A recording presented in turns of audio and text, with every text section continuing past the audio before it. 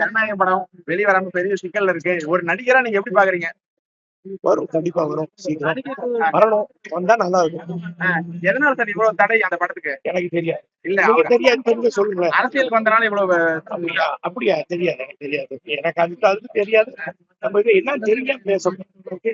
தணிக்கைக்குழு நடவடிக்கை இந்த விவகாரத்துல எப்படி பாத்து?